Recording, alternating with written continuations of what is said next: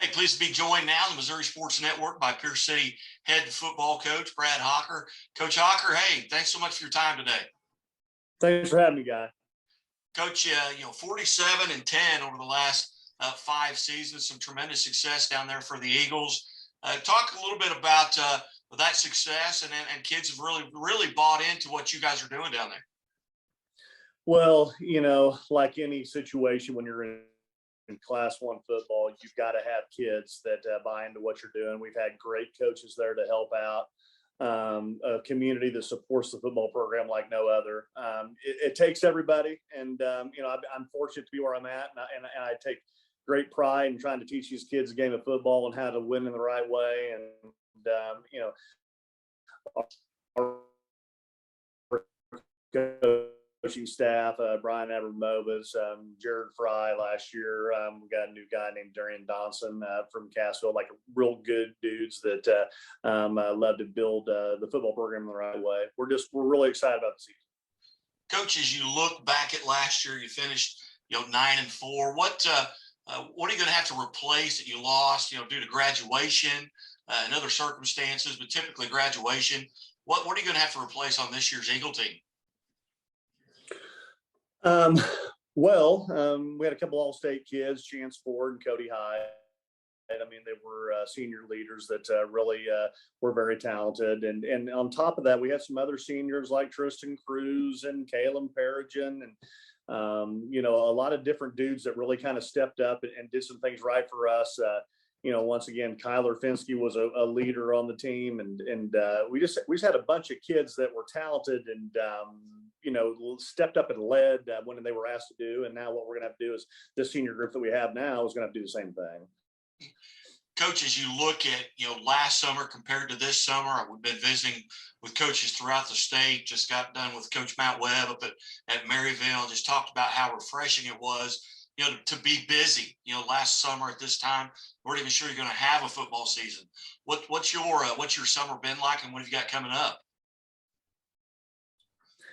We tried like crazy to get back to normal, guys, just like we have always. Like, try to get back to the weight room and try to get bigger and stronger. Try to develop some sort of passing game with our different passing leagues that we've been in, and passing practice, and trying to see what these kids can do. And I think a lot of coaches will agree with me on this. You're trying like crazy to find a place in your program where these kids can be the most successful. And that's kind of what the summer's for. To install and see what their physical and mental skills are, and hopefully what we can do is put them in a situation to be successful. Coach, what are some things, looking at last year and really over the past 5 years, tremendous success, what are some things you feel like you guys are really doing well and you've really got established that teams in your conference, in your district, are going to have to really prepare for? And what are some things that you feel like you kind of need to maybe step up? Maybe it's getting bigger, stronger, faster, things like that, to get over that Thayer hump or that Marionville was last year. What are some things, just talk a little bit about those things. You've got to have talent no matter where you're at. We've got good kids that work hard and they do things right. I think that we've done a good job in the past of keeping things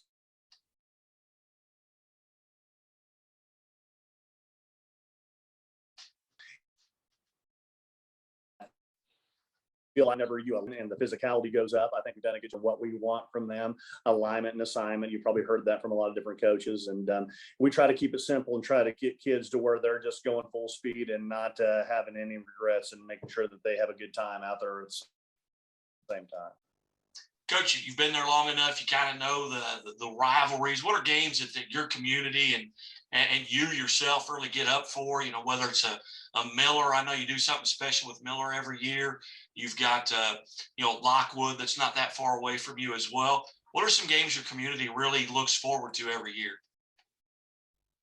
I think our community probably loves the Sircoxie game. They call it the Battle of Wentworth because, we've really had some good battles throughout the year. I think Coach Ellis does a good job over there. I think there's some good kids over there. I think they're going to be pretty talented this year.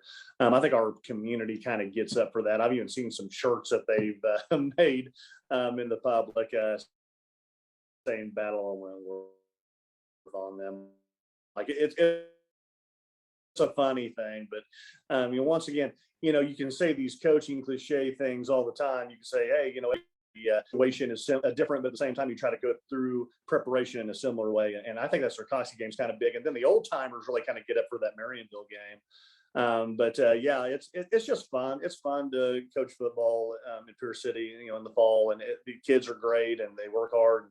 I enjoy being around them. I think that's a lot of the positive vibe that we've got, is just making sure that these kids show up, they work hard, they enjoy being around one another, and it's a fun time to be in Pierce City.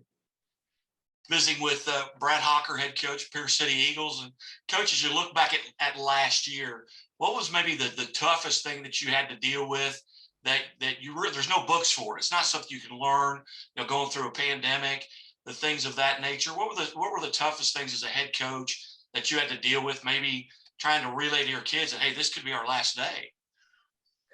It was definitely an interesting season, and I'll tell you some different things we went through, from going on the road to Ash Grove and having to get one of our senior linemen out of the locker room and get him out of there because he had to go into quarantine. Drawing up plays with a freshman kid that was new to our program as to what we were doing. Played most of the year without our left side of the line due to injury and COVID. And these kids just were mature and they stuck with it, and they knew that some things were going to be kind of interesting throughout the year, and they just continued to work hard and stuck through it, and we battled through it. And I'm sure that a lot of different football programs got those same stories.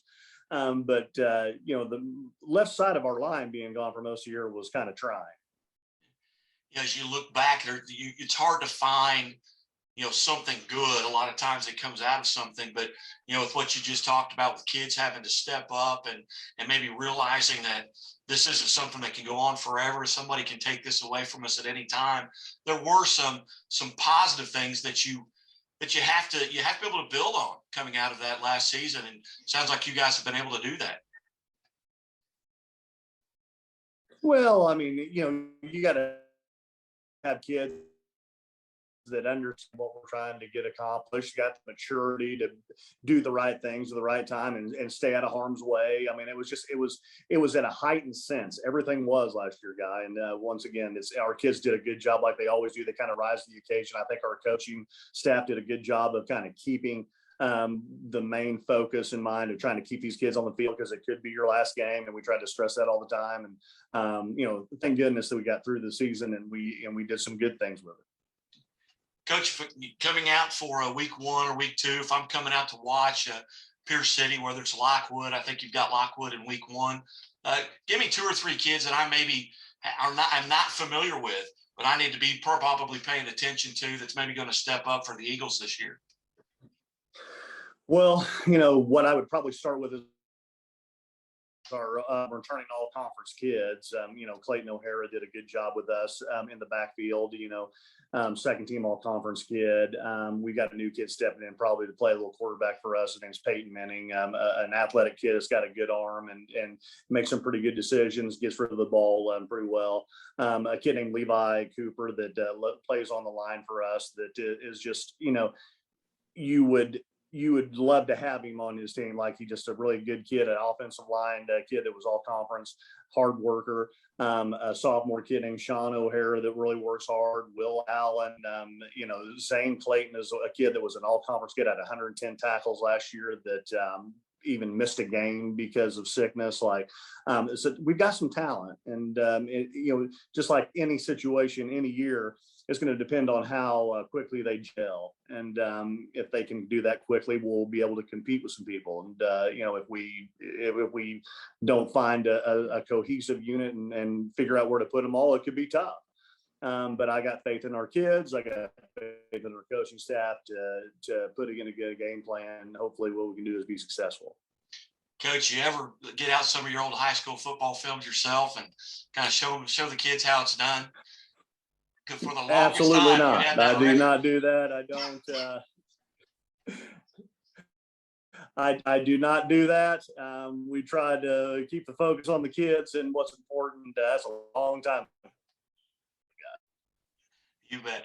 Well, Coach, hey, as always, it's just so thankful for you to be generous with your time here today, and best of luck. And I know we'll be visiting throughout the season. I appreciate everything you do for football in Southwest Missouri. Appreciate it. You bet. Coach Brad Hocker, Pierce City Eagles, and we'll be back after these messages from KICK, brought to you by Chevy Dealers of the Ozarks, Great Southern Bank, Play It Again Sports, and Doak Propane.